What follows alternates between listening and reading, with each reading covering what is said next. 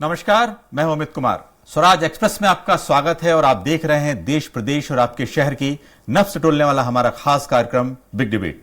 मध्य प्रदेश में कांग्रेस अविश्वास प्रस्ताव के जरिए सरकार को घेरने की पूरी तैयारी कर चुकी है। कांग्रेस विधायक दल ने अविश्वास प्रस्ताव के 51 आरोपों की सूची विधानसभा को सौंप दी है।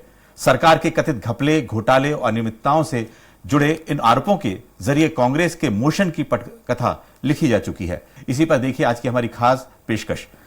मेहमानों से परिचय कराऊं उससे पहले देखते हैं ये रिपोर्ट। मध्य प्रदेश विधानसभा के शीतकालीन सत्र में अविश्वास प्रस्ताव लाने के लिए कांग्रेस ने 51 मुद्दों की सूची विधानसभा अध्यक्ष को सौंप दी है। कांग्रेस के आरोपों में होम टेक राशन में फर्जीवाड़ा, आयुष्मान योजना में फर्जीवाड़ा, महाकाल लोक निर्माण में भ्रष्टाचार, कोरोना आपदा में सरकार का महिमा मंडन, बेरोजगारों के साथ योजनाओं के नाम पर छल, अवैध उत्खनन और रेत माफिया का आतंक, जनप्रतिनिधियों के सम्मान और सुरक्षा में सरकार का फिर शराब बिक्री को बढ़ावा देने जैसे मुद्दे शामिल हैं। भाई नो कॉन्फिडेंस मोशन पेश किया है। 13 तारीख को मैंने उसकी सूचना गोविंद सिंह जी की तरफ से दी थी और मंत्रियों पे भ्रष्टाचार के दूसरे आरोप लगाकर वहाँ पेश कर दिया है। लेकिन जो बात विधानसभा में आई, जो नरोत्तम मिश्रा जी कह रहे हैं कि लेट आया, तो ये लेट देरी, ये नो कॉन्फिडेंस मोशन को अवॉइड करने की इनकी मंशा दिख रही है। कांग्रेस के आरोप पत्र के 10 खास मुद्दे। कागजों में बांटा गया 110 करोड़ का टेक होम राशन, अस्पतालों में आयुष्मान योजना में बड़े पैमाने पर फर्जीवाड़ा, संगठित माफिया ने नर्सिंग होम कॉलेज में किया फर्जीवाड़ा, स्वरोजगार योजनाएं बेरोजगारों के लिए मृग मारीचिका बनी, कोरोना आपदा में सरकार अपने महिमा मंडन में लगी रही, अस्पतालों में आगजनी की घटनाएं रोकने में सरकार विफल रही, शराब बिक्री को बढ़ावा देने के सरकार के फैसलों से लोगों में नाराजगी है, उज्जैन में महाकाल लोक निर्माण में भारी भ्रष्टाचार हुआ, प्रदेश में अवैध उत्खनन और रेत माफियाओं का आतंक है, जनप्रतिनिधियों के सम्मान और सुरक्षा में सरकार विफल रही। कांग्रेस इन आरोपों के जरिए सरकार के विश्वास को अविश्वास में बदलने की कोशिश में है। हालांकि सरकार इसे गंभीरता से लेती नहीं दिखती। ना तो कोई उनके पास व्यवस्थित बात है, रखा होता तो जिस तरीके की सदन में चर्चा हुई वो आपने भी सुनी है। गंभीरता नहीं है, सिर्फ मीडिया का अट्रैक्शन और टाइम पास करने का जो एक विपक्ष की ड्यूटी है वो करने का एक शिष्टाचार निभाया जा रहा है। इससे पहले साल 2011-12 में भी कांग्रेस ने तत्कालीन शिवराज सरकार के खिलाफ अविश्वास प्रस्ताव लाने की कोशिश की थी। हालांकि उस वक्त कांग्रेस को मुंह की खानी पड़ी थी और 63 के मुकाबले 149 मतों से ये अविश्वास प्रस्ताव गिर गया था। तब कांग्रेस ने सरकार पर भ्रष्टाचार और अनियमितताओं, अवैध खनन, संघ समर्थित संस्थाओं को जमीन आवंटन, लोकायुक्त की नियुक्ति समेत कई गंभीर आरोप लगाए थे। इस बार की परिस्थितियां थोड़ी बदली हुई हैं। कांग्रेस का मनोबल और संख्या बल थोड़ा बढ़ गया है, तो बीजेपी को सरकार चलाने का पहले से ज्यादा अनुभव है। अतुल पाठक, स्वराज एक्सप्रेस, भोपाल। इस मुद्दे पर ज्यादा चर्चा के लिए मौजूद हैं कांग्रेस के वरिष्ठ नेता और विधायक सुरेश राजे जी, वरिष्ठ बीजेपी नेता दीपक विजयवर्गीय जी और वरिष्ठ पत्रकार आशीष दुबे जी। आपका बहुत बहुत स्वागत है स्टूडियो में। शुरुआत करते हैं सबसे पहले बीजेपी के वरिष्ठ हमारे जो प्रवक्ता हैं दीपक विजयवर्गीय, उनसे। कांग्रेस ने अपना काम कर दिया है और इस बार फिर गुहार लगा रहे हैं कि इस बार तो अविश्वास प्रस्ताव पर चर्चा हो जाए। क्या चर्चा हो पाएगी? नहीं, देखिए, अब ये सारी चीजें तो विधानसभा में तय होंगी। जो कुछ नियम के अनुसार ये गए हैं तो उस हिसाब से चीजें बढ़ेंगी। लेकिन मैं समझता हूं कि कोई भी राजनीतिक गतिविधि, चाहे विधानसभा हो या विधान से बाहर हो, जब कोई सड़क पे कोई नैरेटिव बनता है तब कोई विधानसभा में चर्चा का माहौल बनता है। ये मैं समझता हूँ 30-40 सालों की राजनीति को आप भी देख रहे हैं, मैं भी देख रहा हूँ। लेकिन कांग्रेस पार्टी सड़क में नजर नहीं आती है और समाज में भी कहीं दिखती नहीं है। तो ऐसी परिस्थितियों में अचानक विधानसभा में अगर कुछ कागज रखने का प्रयास करते हैं जिनका कोई नहीं है, जिनका कोई आधार नहीं है, तो उसको बहुत फर्क पड़ने वाला नहीं है। प्रक्रियाएं विधानसभा की उन सारी चीजों को किस तरह आगे बढ़ाएंगी हम कल देखेंगे। लेकिन मैं समझता हूं कि जब तक जन चर्चा का कोई विषय नहीं हो, जब तक कोई वस्तुपरक कोई चीज नहीं हो, जब तक किसी चीज के साथ कोई एविडेंशियल चीज ना हो, तब तक किसी तरह की कोई बात का कोई मतलब नहीं है। और कांग्रेस पार्टी मैं समझता हूं केवल अपनी दिखाने के लिए कि हम सब सक्रिय हैं ऐसा करती है। कई बार ये विधानसभा के 3-4 दिन का हम कैसे प्रचार के लिए उपयोग कर लें और अधिकतम उपयोग कैसे हो, इसके लिए भी इस तरह के हथकंडों को अपनाती है। लेकिन विधानसभा मैं समझता हूं सस्ते हथकंडे अपनाने के लिए नहीं है, संसदीय प्रक्रियाओं को आगे बढ़ाने के लिए है। अगर इनके पास कोई सॉलिड चीज होगी, अगर इनके पास कोई सॉलिड तथ्य है कि साहब ऐसी ऐसी चीजें हुई हैं या नहीं हुई हैं, तो मैं समझता हूं वो सब चीजें विधानसभा में आएंगी। लेकिन इस तरह की कोई बात ना समाज में है, ना तथ्यपरक है, ना राजनीति में है, ना सड़क पे है। कांग्रेस पार्टी केवल समय काट रही है और कुछ नहीं है। बिल्कुल, जवाब ले लेते हैं। सुरेश राजी जी, इस तरह की बात उन्होंने कही, सड़क पे मुद्दा नहीं है और कोई ऐसी बात नहीं है, जनमानस में ये बात नहीं है, तो आपने 51 बिंदु जो दिए हैं, किस पे आप तथ्य प्रस्तुत कर पाएंगे? या लगता है कि ऐसे कोई 4-5 ऐसे मुद्दे जिन पर आप बिल्कुल विधानसभा में आप तर्क के साथ बात कर पाएंगे? अमित जी, अब वो इतने वरिष्ठ नेता हैं विजय वर्गीय जी, अब वो जो कह रहे हैं, मैं खैर इसका क्या जवाब दूं। बस इतने जरूर कहूंगा कि इन्होंने एक तो ये कहा कि टाइम पास करने के लिए, अगर विजय वर्गीय जी कांग्रेस भाजपा सरकार का मनोबल इतना ही ऊंचा है और हम मानते हैं बहुमत है, संख्या बल है, हम ये नकार नहीं रहे कि बहुमत नहीं है, लेकिन अगर इतनी मजबूत स्थिति में सरकार है तो सरकार ये 2-2, 4-4 दिन का जो सत्र ला रही है सदन चलाने का जी, इसमें क्या कांग्रेस ने कहा है कि आप 1 महीने का सदन न चलाएं, आप 15 दिन का सदन न चलाएं, आप 10 दिन का सदन न चलाएं? ये कांग्रेस ने कहा है कि कांग्रेस भाग रही है सदन चलाने से। ये तो इस बात का जवाब है कि हमारी मंशा नहीं है, मनोरंजन की मंशा हमारी नहीं है, बल्कि मनोरंजन के रूप में लेने की मंशा भारतीय जनता पार्टी के सत्ताधारी दल की है। ये सामने दिख रहा है। मैंने कहा ना, हम तो चाहते हैं कि सदन चले जी। और विजय वर्गीय जी, मुद्दे हैं कि नहीं है, मुद्दे जमीन पर हैं कि नहीं है, कांग्रेस पार्टी जमीन पर काम कर रही है कि नहीं कर रही, समाज में कोई नैरेटिव है कि नहीं है, ये कम से कम आप जैसे वरिष्ठ नेता को तो सोचना चाहिए कहने से पहले। क्या नैरेटिव नहीं है प्रदेश में? आप तो ये बताएं कहां कौन आपसे संतुष्ट है? क्या आपसे किसान संतुष्ट है? क्या आपसे मजदूर संतुष्ट है? क्या आपसे व्यापारी संतुष्ट है? क्या आपसे कर्मचारी संतुष्ट है? क्या आपसे युवा वर्ग संतुष्ट है? क्या आपसे गृहिणी महिलाएं संतुष्ट? आप बताइए। तो आप कह रहे कोई नैरेटिव नहीं है। देखिए, ये सारी चीजें, जहां तक सदन का सवाल है, सदन पक्ष और विपक्ष दोनों का दायित्व चलाने का जी, अगर आप सार्थक बहस के लिए तैयार हैं तो विपक्ष तो दो कदम आगे चलने को तैयार है। आज एक अच्छी शुरुआत का प्रयास किया है दोनों तरफ से जी, हम चाहते हैं कि आगे तक ये अच्छी शुरुआत बनी रहे। बिल्कुल, आप कह रहे हैं कि संतुष्टि का पैमाना बहुत अलग होता है, संतुष्टि का, जनता की संतुष्टि का पैमाना बहुत अलग है। आपके आरोप के तथ्य क्या होंगे ये भी देखे जाएंगे। आशीष जी, सवाल यह है कि 9 साल बाद इस तरह का अविश्वास प्रस्ताव एक बार फिर कोशिश की जा रही है। पिछली बार तो हंगामे की भेंट चढ़ गया था और 3 दिन, जो 4 दिन का सत्र था 1.5 दिन में ही खत्म हो गया था और उसके समय भी बढ़ाया गया था। इस बार भी समय कम है, मुद्दे बहुत ज्यादा हैं, चर्चा हो पाएगी या सार्थक चर्चा? आखिर सत्ता भी जब कह रहे हैं, जिस तरह से एक संख्या बल भी पर्याप्त है, विपक्ष के सुरेश राजी जी कह रहे हैं भाई पर्याप्त संख्या बल, उन्होंने पहले मान लिया है कि सब चीज पर्याप्त है, तो ऐसे उन मुद्दों से सत्ता पक्ष भी आखिर क्यों भागती है चर्चा से? आपको ऐसा लगता है? जी देखिए, सत्ता पक्ष का एक, ये कोई भी सत्ता पक्ष हो, उसका सनातन एक तर्क होता है कि विपक्ष के आरोपों में दम नहीं है, औपचारिकता कर रहा है। ये हमेशा होता है। जब कांग्रेस की सरकार थी तब भाजपा ने भी पेश किया था अविश्वास प्रस्ताव। तो ये औपचारिकता तो माना जा सकता है कि एक औपचारिकता होती है जब सामने वाली पार्टी बहुत ज्यादा बहुमत में हो, लेकिन ये एक संसदीय प्रक्रिया का भी एक महत्वपूर्ण हिस्सा और विपक्ष का बड़ा अधिकार भी है।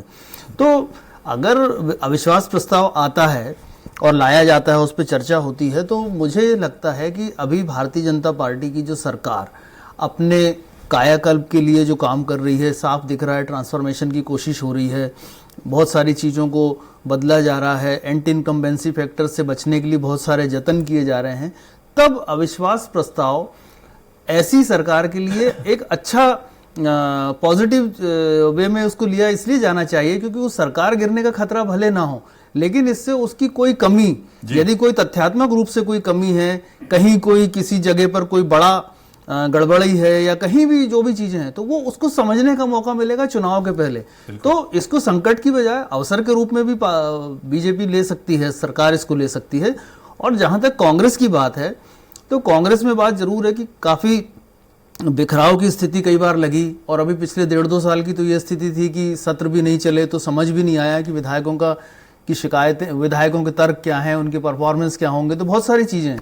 तो यदि इस मामले पे कांग्रेस का विदल सरकार को चर्चा पर के लिए मजबूर कर पाता है और लंबी एक अच्छी चर्चा कर सकता है, तो ये कांग्रेस के लिए भी बहुत बड़ी उपलब्धि होगी।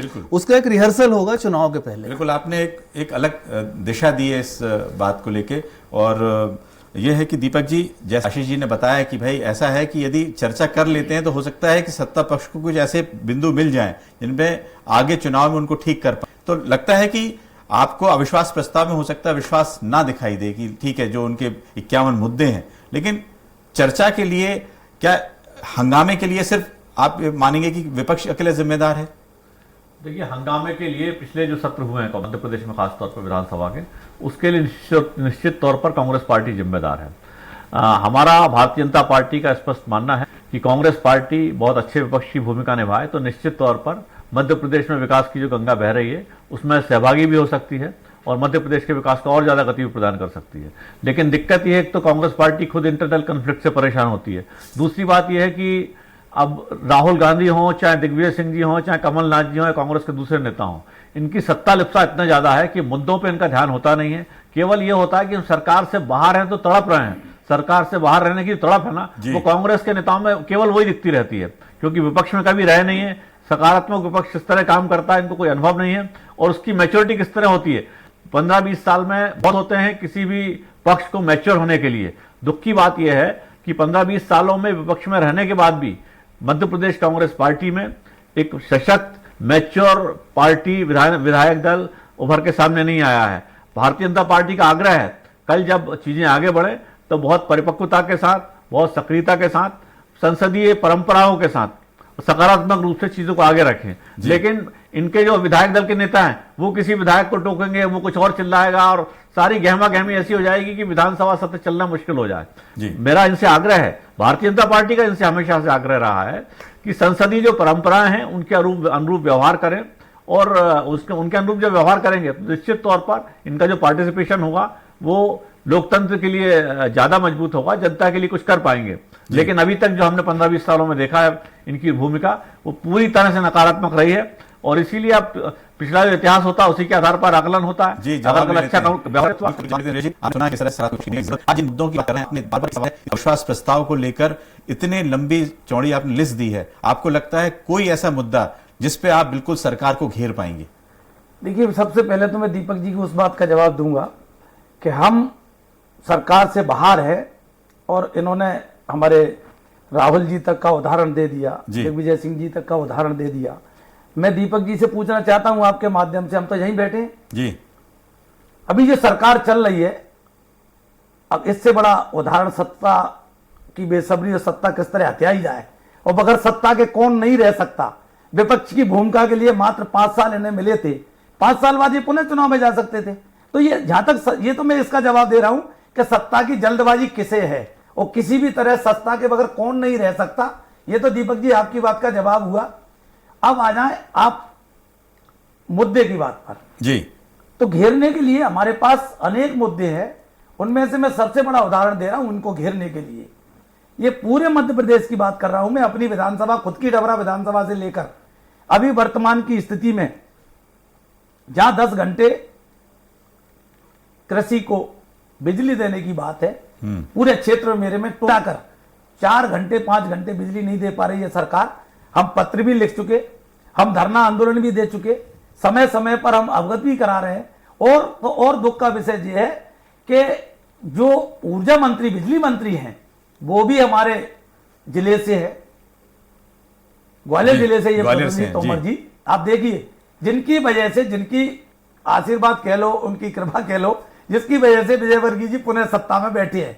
ये हमारा दुर्भाग्य है कि वहां भी बिजली नहीं दे पा रहे। पूरे प्रदेश में इनकी क्या स्थिति है मुझे नहीं मालूम। अब आ जाइए अटल ज्योति। मैं तो कहता हूं दीपक जी, कम से कम अटल जी के नाम को थोड़ा बहुत भी अगर आप सम्मान करते हो तो इसका नाम बदलवा दो अटल ज्योति का। 24 घंटा अटल ज्योति की बात करते हैं दीपक जी, मैं वैसे नहीं कह रहा, मैं तथ्यों के साथ कह रहा हूं आपसे। 10 से 12 घंटे भी बिजली हम ग्रामीण क्षेत्र में अटल ज्योति की नहीं दे पा रहे। ये हमारे लिए बहुत बड़ा मुद्दा है आपको घेरने के लिए। बाकी आप भ्रष्टाचार की बात करो तो मैं बता रहा हूं आपके खुद के उदाहरण से। मेरी डबरा विधानसभा के अंतर्गत, मेरी डबरा विधानसभा बगल से लगी हुई ग्वालियर विधानसभा, इन दोनों विधानसभाओं में इतने बड़े पैमाने पर राजस्व की डकैती हो रही है, जिसको मैं डकैती इसलिए कह रहा हूं कि जिन ठेकेदारों को इन्होंने ठेके दिए रेत उत्खनन के, वो 1 रुपए का भी रॉयल्टी देकर उत्खनन नहीं कर रहे पिछले 5-6 महीने से। जी सुरेश जी, उस कारण से पूरी जनता के साथ साथ, जनता तो परेशान है ही, वो मजदूरों के साथ भुखमरी का संकट पैदा हो गया है, जो सुबह निकलते हैं कि बेलदारी करेंगे, मजदूरी करेंगे। और ये अराजकता आप बताइए, मुद्दे नहीं है। चलिए आपने मुद्दे गिनाए हैं, लेकिन बात वही आ रही है कि सड़क पे जो मुद्दा उठता है एक जनमानस बनता है, और उसके आधार पे जब लगता है कि इतनी बड़ी गड़बड़ियां हो रही हैं कि जनता जो है त्राही माम कर रही है, उसके आधार पे आपने जो मुद्दे बताए हैं आशीष जी, ये लगता है कि वो अविश्वास प्रस्ताव कागजों पे तो बहुत बड़े बड़े मुद्दे हैं, सड़क पे जब तक आप नहीं उतरते हैं, बार बार यही बात आ रही है कि उन मुद्दों को पहले क्या बनाना पड़ेगा, उन मुद्दों को आपको सड़क पे तैयार करने के बाद ही विधानसभा में आप लेके आ सकते हैं, जिसका एक इम्पैक्ट पड़ता है। बात तो ठीक है कि उसका एक पूरा माहौल बन जाता है, एक असर बन जाता है जनता में, जो मुद्दे विपक्ष उठाना चाहता है या जिनसे जनता परेशान है, तो वो उन दो विपक्ष और जनता के बीच एक संवाद बन जाता है। और उसके बाद जब वो इस फोरम पर, इस इतने बड़े जब फ्लोर पर ये चीज़ें आती हैं विधानसभा में, तो एक संबंध बनता है सब चीज़ों से। ये बात बिल्कुल सही है। लेकिन अब जो भी परिस्थितियां हैं, कांग्रेस ने की जो स्थितियां हैं, हम देखते हैं कि कांग्रेस एक अलग तरह से हमेशा से काम करती रही है। ये बात भी सही है कि विपक्ष का जो रोल है कांग्रेस के पास, वो उतना प्रभावशाली नहीं निभा पाती है जैसा भाजपा विपक्ष में निभाती है। तो ये थोड़ा सा फर्क है कांग्रेस और बीजेपी में, विपक्ष और सत्ता पक्ष की भूमिकाओं के बीच में। तो अगर ये इस तरह के मुद्दे नहीं उठ पाए, तो ये कांग्रेस की भी जिम्मेदारी होगी कि वो जिन मुद्दों को सदन में उठाएगी, उन मुद्दों पर जनता के बीच में भी उतनी विश्वसनीयता से बात रखे और जनता को जनता के विश्वास पे खरी उतरेगी, हाँ ये मुद्दा सही है। तो ये अगर कर पाएगी कांग्रेस, तो आगे स्थितियां कांग्रेस के लिए होंगी। और दूसरी बात है कि अविश्वास ही प्रभावशाली हो सकता है। जी आशीष जी, आपने कहा अविश्वास लाने से पहले जनता के बीच से गुजरना पड़ेगा। यदि जनता में अविश्वास है और उसको सदन में उठाया जाए तो एक बात अलग बनती है, बिल्कुल। लेकिन दीपक जी, इस बार जो मुद्दे लेके आ रहे हैं उसमें 11 मंत्री निशाने पर हैं। जिस तरह से बात हो रही है, कांग्रेस के लोग जो तैयारी कर रहे हैं, 11 मंत्री निशाने पर हैं। लगता है कि इतने ज्यादा मुद्दों में कई मंत्रियों को घेरा जाएगा, उसके लिए सत्ता पक्ष पूरी तरह से तैयार है? देखिए, भारतीय जनता पार्टी का स्पष्ट तौर पर मानना है कि जो कुछ भी बातें कांग्रेस पार्टी कह रही है उसमें कोई तथ्य नहीं है, और जिस बात में कोई तथ्य नहीं है, कोई आधार ही नहीं है, वो सारी हवाई बातें हैं। देखिए, पहली बात मैं कहूँ, हमारे जो विधायक महोदय हैं कांग्रेस के, सुरेश राजा साहब, उन्होंने ये कहा कि पहली बात तो कि साहब बहुत सारे मजदूरों को मजदूरी नहीं मिल रही है। अब मध्य प्रदेश में लाखों मजदूर हैं, अगर उनको मजदूरी नहीं मिल रही होती, 10 लाख लोगों को फर्ज कीजिए मजदूरी नहीं मिलेगी, तो सड़कों पर नहीं आ जाएंगे लोग। कहीं तो ऐसी स्थिति नहीं है, कहीं एक आदमी की भी ऐसी स्थिति नहीं है। दूसरी उदाहरण दिया खुद की विधानसभा। सुरेश जी, मेरी बात प्लीज का है ना। दूसरी बात, इन्होंने कहा कि साहब बिना रॉयल्टी के खुदाई हो रही है। मेरा आपसे निवेदन है कि पिछले हर साल का, आज का नहीं, पिछले 20 साल का नहीं, पिछले 50 साल का माइनिंग की रॉयल्टी का रिकॉर्ड देख लीजिए। अगर हमारी रॉयल्टी बढ़ रही है तो निश्चित तौर पर रॉयल्टी जमा हो रही होगी। अगर हमारा रेवेन्यू रॉयल्टी से बढ़ रहा है तो निश्चित तौर पर बढ़ रहा होगा। अब मैं तो तथ्यगत बातें कर रहा हूं। अगर मार्च में आपको रॉयल्टी बढ़ी हुई नहीं दिखेगी, अगर सरकार खजाने में ज्यादा पैसा जमा नहीं हुआ है, तो फिर आप कहेंगे कि साहब हम मान लेंगे कांग्रेस की बात सही। लेकिन जब रॉयल्टी जमा हो रही है, सब कुछ हो रहा है, तो कांग्रेस की बातें पूरी तरह आधारहीन है, पूरी तरह आधारहीन है। दीपक जी, जानकारी लो। जी, आपने ठेके दिए हैं, वो ठेकेदार उसने एक दिन भी काम नहीं किया है। सर, ये आप मैं कह रहा हूं ना दीपक जी, जानकारी तो लो। नहीं, मैं गलत नहीं बोल रहा, जानकारी के आधार पर कह रहा हूं साहब जी। लेकिन सबसे बड़ी बात यह है सुरेश जी कि आपने विधानसभा में अपनी प्रक्रिया पूरी कर दी है। हंगामा होगा तो सबको मालूम है सदन नहीं चलेगा। अब नैतिक जिम्मेदारी विपक्ष की भी है, यदि चर्चा कराना है तो उनको एक अनुशासन में रहना पड़ेगा। आपको अनुशासित होकर चर्चा करनी पड़ेगी, इसके लिए तैयार है पूरी पार्टी? बिल्कुल। हमारी पूरी मंशा है जी। और हमने तय भी किया है, ऐसा नहीं, हमारे विधायक दल की बैठक में भी तय हुआ है कि हमको हर कीमत पर सदन चलाना है, क्योंकि हमको हमारी जिम्मेवारी है, हम विपक्ष में है तो हमारी भी भूमिका है। हमारे को साहब कोई शौक नहीं है हंगामा करने का। अब सत्ता पक्ष जब हमारी कोई बात को सुनेगा ही नहीं, हम कुछ कह रहे हैं और हमारे कुछ कहने से पहले ही जवाब देने खड़े हो जाएंगे मंत्री, भाई हम अपना पक्ष तो रखें, हमें हमारी बात ही नहीं रखने देते, मंत्री सामने खड़े हो जाएं। तो आप बताइए ऐसी स्थिति में आखिरकार हमारे पास अमित जी क्या रास्ता बचता है? बिल्कुल, आपने कहा है कि आप बिल्कुल शांतिपूर्ण तरीके से चलाएंगे, लेकिन रास्ता कुछ नहीं बचता है। जैसे आप बता रहे हैं कि मंत्री जी आपको बोलने नहीं देंगे, ये आपका आरोप है। लेकिन एक आशीष जी ये है कि जिस तरह से आखिरी कुछ मिनट बचे हुए हैं कि जिस तरह से अविश्वास प्रस्ताव को एक्सेप्ट कर रहे हैं, तो सत्ता पक्ष भी चाहता है कि इस तरह से का हंगामा ना हो। नहीं तो लगता है कि कुछ सत्ता में गड़बड़ी है, इसलिए शायद हंगामा करके उसको चर्चा नहीं कराने चाहते हैं। तो लगता है इस बार जो है सत्ता पक्ष भी कुछ मन बना रहा है कि चर्चा हो। देखिए, सत्ता पक्ष तो के लिए तो मुझे लगता है कि बेहतर होगा कि वो इन चीज़ों को धैर्य से सुन ले, समझ ले। और कांग्रेस के लिए सबसे बड़ा परीक्षा ये होगी कि वो फटफटिया क्रिकेट की तरह ना खेल के एक टेस्ट मैच की तरह खेले, इस अविश्वास प्रस्ताव को बहुत संयम से खेले।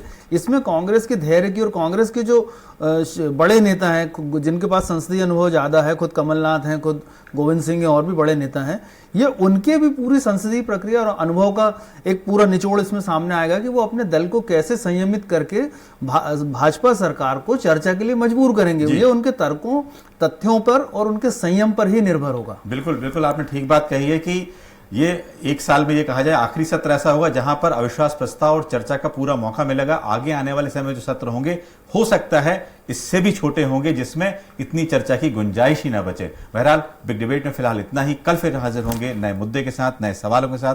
दीजिए इजाजत, नमस्कार।